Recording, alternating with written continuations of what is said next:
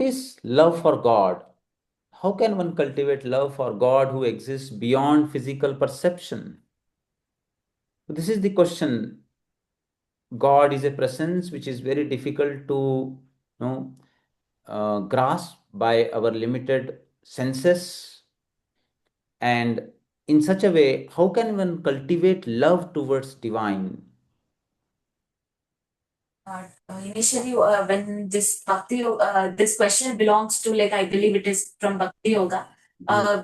Bhakti Yogi will initially look for a form to worship and channelize his bhakti or channelize his yogic path into realization. But later on, he goes beyond the form and deity or the worshipping, and he takes beyond the what to say the form and show his love for the god. So the question was, how do you cultivate this love? How to increase love for God?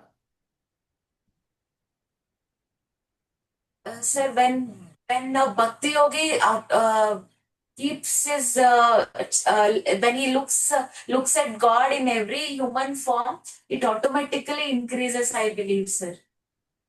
That is for a bhakti yogi. Here, a normal person has asked. He is not a bhakti yogi. He has asked, how can I cultivate love for God in my heart? I don't have feel love for God. How can I cultivate it? That is the question. It is not a question what a bhakti yogi does. How a common man can develop love for God.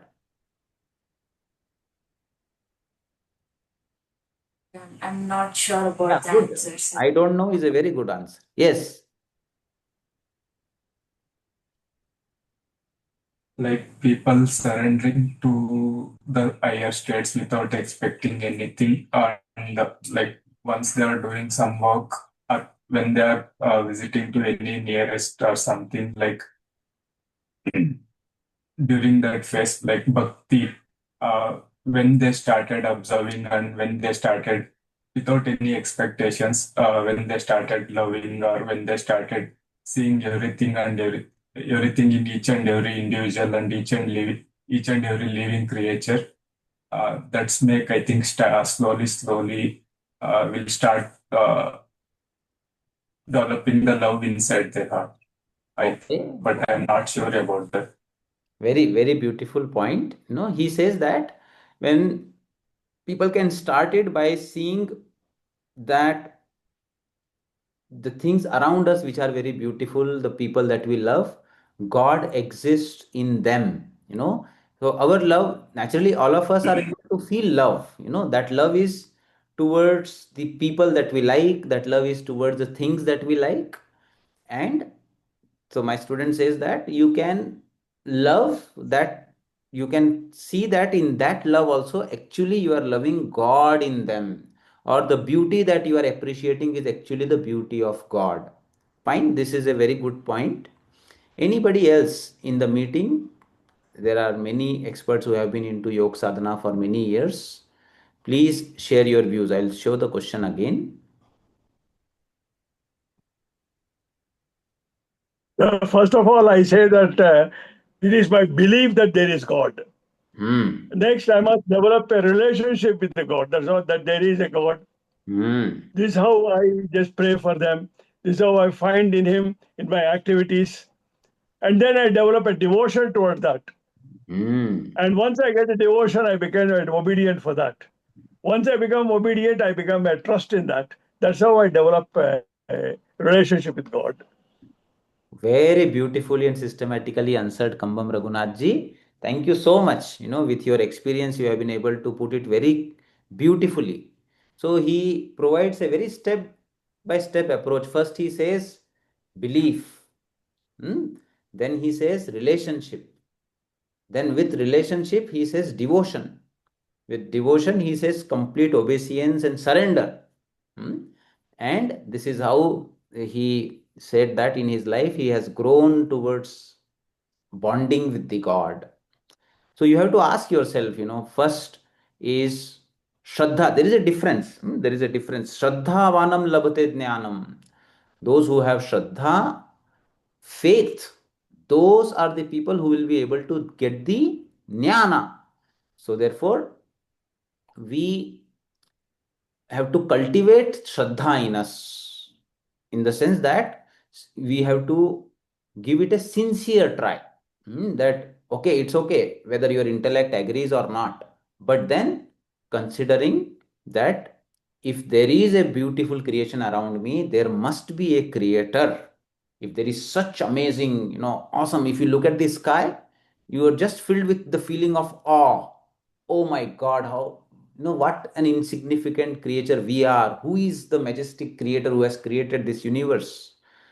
So, with that kind of contemplation, one feels that if there is a creation, you know, amazing, astonishing like this, there is a creator.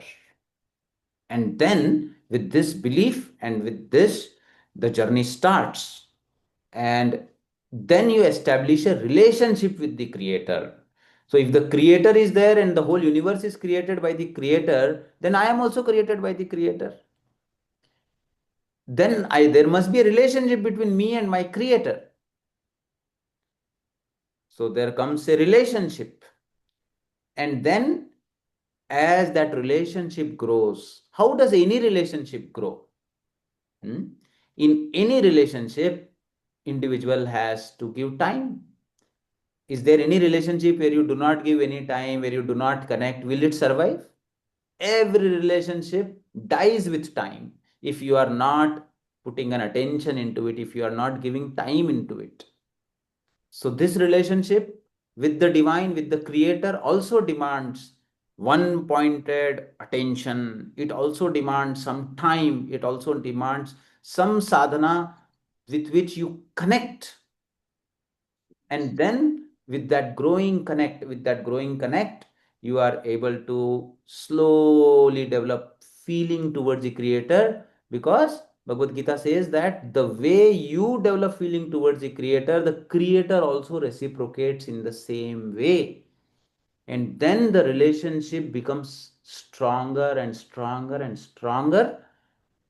Ultimately, one reaches a state where this relationship becomes the core of all other relationships, develops intense, sincere devotion, and then one reaches a state of complete surrender. So I bow down to Raghunath ji for such a beautiful answer. This is all we can cultivate by reading scriptures or doing bhajanas and mingling with the devotees. Then only we can cultivate. Just like that, we will not get, and we will guidance from our parents. Then only we will cultivate. I think Gandhi Otherwise, we has have to brought in very important point, satsanga. One of the ways of cultivating love towards God, a very, very important way, is to be in company of the people who are in love with God or who are completely devoted to God. This is really contagious, that I have also felt in my life. This is such a beautiful point that Gandhi sir has brought in. So you have to find these kind of people around you. You have to associate yourself with them. Just their energy, their vibes will be able to soften your heart and develop very subtle emotion of bhakti within you slowly over a period of time. So that is a very, very important point, Gandhi sir, that you have brought in. Let us hear from Surya ji. Yeah, good morning, sir. So, for me, like I'm just telling you from my personal experience, like when we're growing up through school, so we go to temples and in prayers, so then we see one physical idol. So then if we're able to connect, it's fine. But for a layman person who does not believe, like there is a God, then how does this feeling come? So first, it's not like I don't believe in God. I do believe in God. So I believe in the world there is a good and a bad, or a good energy and an evil energy. And then how does this go beyond the physical perception is we can see it through acts of compassion, kindness, good, which are done by human beings. So like you said, that there is a God that lives amongst all of us human beings, and then it shows in these ways when people are doing good things for humanity. Or also, like, when we are moved very emotionally, and it leaves a very happy, satisfied feeling amongst us when we see good being done to others. Or like, when for me, like, if when when we are astounded by some natural beauty or phenomena, on this earth, like it can be anything. It can be some rock formations, it can be a forest, trees.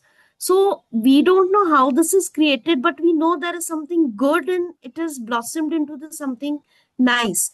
So it will come from the belief, and I think, sir, we know it when we feel it from the heart.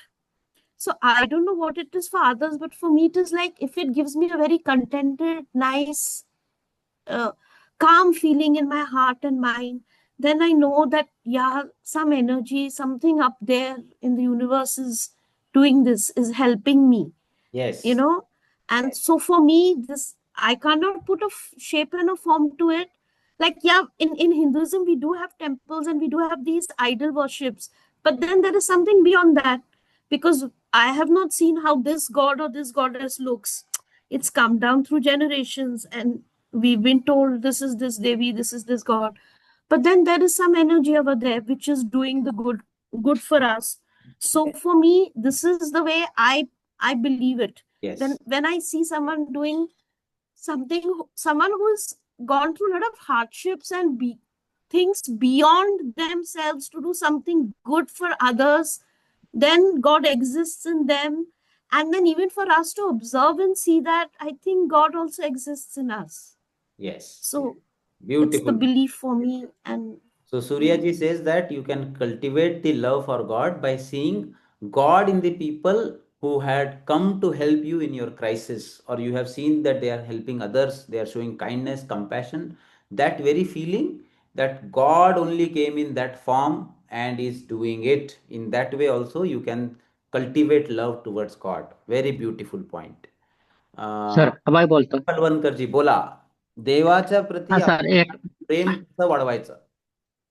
Sir, जोपर्यंत एखाद्या व्यक्तीला प्रचिती येत नाही, जो माणूस देवावर विश्वासच ठेवत नाही, पण त्याला एखाद्या गोष्टीत प्रचिती येते. उदाहरणार्थ सांगतो की आमचा एक मित्र आहे, त्याच्या 2-3 गाड्या पलट्या होऊन घाटात पडला, की जो कधी देवाला मानतही नव्हता आणि देवाला शिवाय देत होता. कुठलाही असू द्या, सण वार, त्याला काय त्याचं देणं घेणं नव्हतं देवाचं. आणि ज्यावेळेस ते गाड्या पलटी पडल्या आणि त्याच्यानंतर तो काय फक्त खरचटलं त्याला आणि गाडीचा चुरा झाला. लोकांना वाटत होतं माणूस पण गेला आतमध्ये. त्यावेळेस त्याला प्रचिती आली की कोणीतरी आपल्याला वाचवलं आणि तो देव वाचावा. नंतर त्यांनी देवावर विश्वास ठेवायला सुरुवात केली. धन्यवाद sir. Beautiful point, beautiful point. Abhayji said that in his experience, he has come, he had a friend who never believed in God and would actually talk abusive language about God. But then he met with an accident where he fell down a valley in his vehicle and the vehicle was completely destroyed, but he was saved. And there when he was there lying down, he realized a presence and felt that there was a divine power which saved him. And that incident made him believe in God. Like that, he says there are many people who, in the first half of their life, do not believe in God, but then later they see some instances in their life which are able to change them. That also happens through divine grace, that they become believers in God. Very important, beautiful point. Someone has raised the hand but has not written the name. Please unmute and share your views. Introduce yourself. Yes. Good morning, sir. This is Radharani, sir, actually. My net Tell is me. Yes, disconnected. Radharani. Please share your views. Sir, actually, in childhood, we say stories of God in terms of to learn properly to the children. And as a great personalities, they have these powers and these qualities like a confidence. They are good qualities. We teach the children. Then we tell them to pray, devote, and offer to inculcate that such qualities in them. So to improve those qualities to we make to learn the children. So once they grow, then they will learn, they'll experience that there is some supernatural power and etc. So slowly, gradually, like that, they can improve. And then we can improve the devotion, bhakti, surrender will increase slowly when we grow. So we can experience those qualities when in us, and the real connection will be relation will be increased between the God and the human being. So we can see such things in so many Puranas, like for example, Bhakta Prahalada, Lavakusha. So in children, if you say like that, they have a lot of questions and doubts. So we have to say Rama is a normal human being.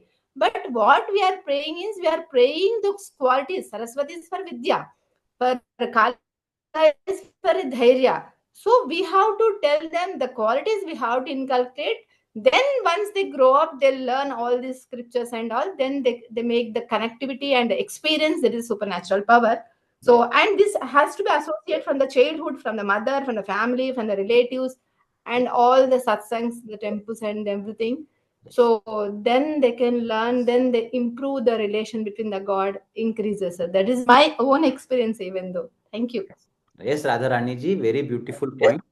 That bhakti, it is a very beautiful thing that you can cultivate bhakti in children very easily as compared to an adult, because children have very soft emotions and they are innocent, and their faith, cultivating them is very easy.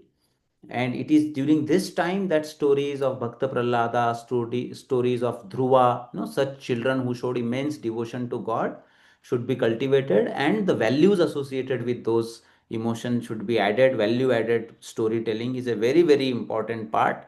And then such children definitely, when in young age only, if you are able to put in such very beautiful ethical and emotional culture practices in them, as they grow, their bhakti also grows. But very important thing here is that to inculcate that mother father should believe in God, and they should have those values in their lives first. That is lacking. Yes, Children yes. are all pure. Children are very pure, and children will take whatever you give. But there are very less parents nowadays. Such parents are even reducing more and more. They are making their children more and more rational, encouraging them to ask analytical, deeper questions, making them scientific, which is good. But on the other hand, this is all left brain. But the right brain functioning of this emotion culturing, developing a faith in certain values, the law of karma, and those aspects are missing, unfortunately. So, but this is a Yeah, very the parents who born after 85, 90, that is the problem, sir. I mean, what I have seen, because in my cases, our before that, generation who it born is very natural. 85, 90. uh, Sorry, sir? our grandmas and grandparents, that Ha, is ha. natural to them effortlessly. The grandma is master in inculcating bhakti in children, but then the mother We are is fortunate different. born in before 80s, sir. Yeah, I agree. In my own personal experience, one more thing I would like to share is the effect of diet on bhakti. I have been in a phase of life where I was eating a lot of non-vegetarian food, and during that time I realized that crying and feeling subtle emotions became very difficult for me. That sensitivity itself was lost somewhere. Then, once again, when I shifted to vegetarianism and started taking very sattvic kind of food, after that, I felt that bhakti which was there in child, which got suppressed when my dietary habits were not proper, it again rekindled, and diet played a very, very important role. Second point that was important was my company. So during MBBS, you are among your college friends who are having different kind of mindset, lot of rajas, lot of tamas, and sattva bhava becomes very low during that time. There also I observed moving away from God, feeling distanced. And now recently we had a get together where I met my batchmates, my old friends, and within a day, spending 24 hours there, and those talks and those, when I came back, I again felt that somewhere that feeling of bhakti, and those were for 2 3 days it was little distanced. So I feel that company and food also are very critical. If they are not set right, no matter what you do, you will not be able to cultivate this subtle bhava of bhakti, developing tears for the creator, getting tears for the creator in your eyes. It will be very difficult. Let us see what Bhagavad Gita has to say.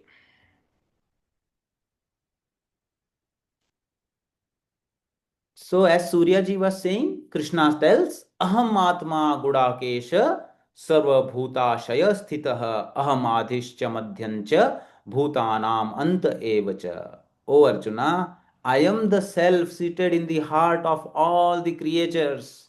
I am the beginning, middle, and end of all beings. Now, you may naturally ask, if God is seated in everybody's heart, then why some people are doing bad karmas? It is because they are not allowing that God seated in their heart to manifest. Their heart are covered by observing wrong company, by eating wrong kind of food, wrong lifestyle, wrong karmas, and that is creating a sheath over the divine which is residing in their heart, and they are covered with darkness, and they are not able to manifest that light of divine which is there in the heart. Whereas people who are developing sattvic qualities, who are developing compassion, who are eating sattvic food, remaining in the company of people who love God, who have been cultivated into this path from their childhood by their pious parents, they are able to manifest that light of God, that divine which is there in their heart in all their actions. And they are the one who prove the existence of God to the people around. So this very meeting that is happening is a manifestation of divine. All of you sharing your views. I am conducting this meeting. So here, Aham Atma Gudakesha. Krishna only is talking through me. Krishna only is talking through you and listening through you. We are all able to connect because of that divine light, because of that divine relationship. So in our relationship also there is love divine. So he says, I am the beginning, middle, and end of all the beings. So we haven't never seen God. We simply haven't recognized the divine presence that permeates everything, including our own hearts. But it is not accessible to us because when we turn our awareness and go within, we are only able to feel darkness. We don't feel that divine light. We don't feel that bliss and subtle presence of the divine within us because our chitta needs more shuddhi. So currently the chitta is in a state of vikshepa, vikshipta avastha. Nama japa is another way of cleansing this chitta. So apart from the lifestyle, continuously taking divine name, mentally or verbally chanting, whichever divine name that makes you remember the divine and connect to the divine. As in the beginning I told, it is a relationship that demands attention, that demands time, and Nama Japa is one of the beautiful ways of cultivating bhakti. I have seen people who were very dry in their heart. They wanted to cry for God, but never a tear rolled down through their eyes. But then, as they held on to the Nama of the God, even if it is mechanical, I will continue to repeat God's name because who else is going to light up and remove the darkness from my heart than the divine himself? Whichever divine that you feel connected to, Rama, Krishna, Jesus, Allah, doesn't matter. The same divine light is everywhere, but you have to connect to that light. You have to call for that light, then that light shines forth. Yo mam pashyati sarvatra sarvam cha mai pashyati tasyaham na pranashyami sacha me na pranashyati. What does the divine say? The divine says that one who is able to see me in all beings, manifest or unmanifest, God lies in everybody's heart. For him, I am never lost, nor is he ever lost to me. And also the love that we feel towards anyone or anything in life is actually dispersion of the love for God only, which is already there in our heart, and it is the essential nature of the soul because the relationship with the divine is eternal. No, that love for God is not to be acquired, but it only needs to be uncovered, and that uncovering happens by proper food, proper company, and nama japa. Very simplistic and very clear path that I should be able to tell you. And then once that light within the heart, that light of love starts igniting and growing, one is able to feel the divine around. One is able to see that in the form of my wife, that divine only is playing with me, that divine only is with me in my, you know, as my companion. In the form of my children, that divine only came into my life to give this experience. Slowly, slowly, slowly, those attachment that is there with the people around, with the things around, is gathered and completely converted into one feeling, That is the love for the God, because one is able to see the God around. This is how the love goes and grows into devotion or becomes bhakti. This is a very beautiful verse by Goswami Tulsidas ji. He says, Sabki mamata tag batori, mam pad man hi bandhi var dori. I gathered all the threads of worldly affection that I had towards different people. From those threads, I weaved them and then made a rope. And that rope I have tied to your feet, O Rama. So in this way, a bhakti yogi gathers all his emotions which are flowing in different directions and channelizes them towards the feet of the God, towards the source of the creation by seeing divine in all of them. He's not withdrawing from his loved one, he's not withdrawing from his family. He's simply changing his vision. He gets that divya drishti, that it is the divine only in the heart who is playing, and therefore, whenever anybody does any good to him, he cries for the God. Whenever he feeds anybody, whenever he loves anybody, he feels he's loving God, he's expressing it to the God only. This is a very beautiful, chaupai by Goswami Tulsidas, which has affected me personally a lot in my life and helped me a lot in my life. There is another way, in which you can become dearer to your loved one. What kind of people does divine like? Does Krishna like? Does your God like?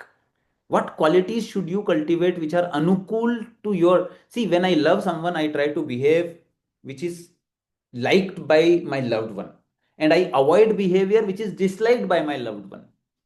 Then I get the love of my loved one. So therefore, Krishna tells, such kind of people are dear to me and I shower my love on them. What are the qualities? Non-envious, adveshta. You don't feel envy to anybody. A bhakta who is deserving of the love of the divine doesn't feel envious towards anybody. Maitraha karunevacha. He shows friendliness to all and shows compassion to those who are suffering. Nirmamo. But he is also not attached to the forms of the people. He is attached to the divine in the heart of the people. That is nirmamo. Nirahankara. He doesn't feel that he is doing anything good or anything great. He knows that without that divine touch, how useless he was and where he was. It is the divine only who has got him till here, and from here onwards also divine is only going to take him. So he becomes completely nirahankara. Whoever is doing is the power of the divine behind me. And he develops equipoise, samadukhaha. Whatever divine brings into my life is for my good only. Even if it is a dreaded disease, he would consider that it is the divine grace only, so that I become detached with this body. So, in all the happenings, whether good or bad, he is able to see and feel and thank divine for the grace. Kshami is ever forgiving. Santushtah satatam yogi yatatma drid nishchayah. Another quality is he remains content in all the situations of life and never craves for anything except God. And every moment tries to connect to the God by doing nama japa or by doing kirtana, chanting the verses of the God. Moment to moment he tries to remember the God, taking name of the God, and is of the firm resolve, yatatma drid nishchayah, that he is going to get his beloved, he is going to become one with his beloved, offer himself to the feet of the beloved, and the beloved is going to accept his love. Mai arpit mano buddhiryo. And then he offers his mind and intellect also to the divine and tells, I don't have any power. See, Bhakta is always powerless. There is a story that Ramakrishna Paramahamsa tells about Jnani and Bhakta. He says that a Jnani is like a baby monkey. The monkey has to hold the mother when mother jumps from one tree to another. It is the Jnani's responsibility to hold on to the mother. If Jnani forgets, if the grip becomes loose, the baby falls. Whereas a bhakta is like a cat's kitten. It only sits in a corner and just keeps crying and tells and feels that he is completely powerless. Then what does the mother cat do? She comes slowly grabs the child in her powerful jaws. Her jaws are such that it doesn't hurt the child, but her grip is very strong. And then she jumps from one building to another. Then which kind of devotee is more safe? So it is the bhakta, because the mother. So bhakta always remains. See, bhakta says, I have already lost. Where is the question of winning? I have already lost. I am already powerless. And those tears of love is bhakta's strength, and strengthlessness is his strength. So Krishna tells, Ye yatha mam prapadyante tams tathaiva bhajamyaham mama vartamanu vartante manushyaha partha sarvashah. He says, in whatever way people surrender to me, I reciprocate accordingly. What does it mean? That a bhakta surrenders to the divine, divine says, I surrender to the bhakta. Bhakta says, I have become your slave. God says, I have become your slave now. This is the way this love, this bonding, this intense bond of bhakti grows. Hmm. So the way you approach, the way you surrender, I reciprocate it in the same way. This is such a beautiful verse that comes in Bhagavad Gita.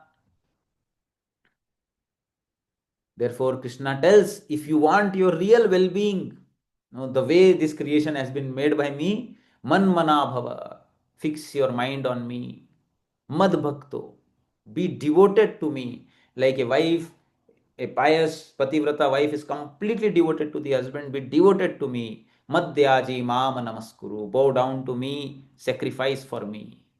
Mame Vaishyasi Yukta Vaivam Atmanam Matparayana. Thus uniting yourself with me by setting me as the only supreme, only goal and the supreme goal, Ananya Bhakti.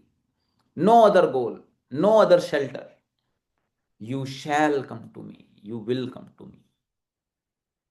Thank you very much for sharing your wonderful experiences. With every meeting, I also learn a lot.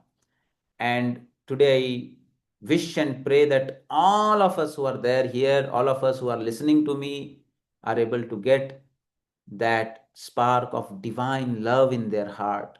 Because, in my opinion, there is nothing more precious gift than this in life. Thank you. Please contemplate.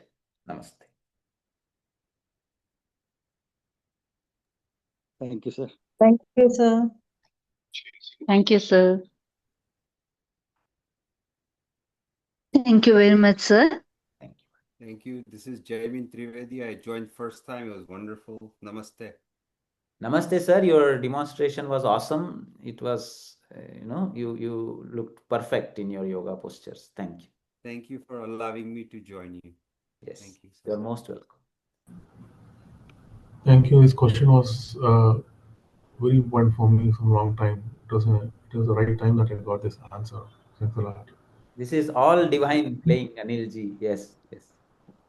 Divine is attracting you. Yeah.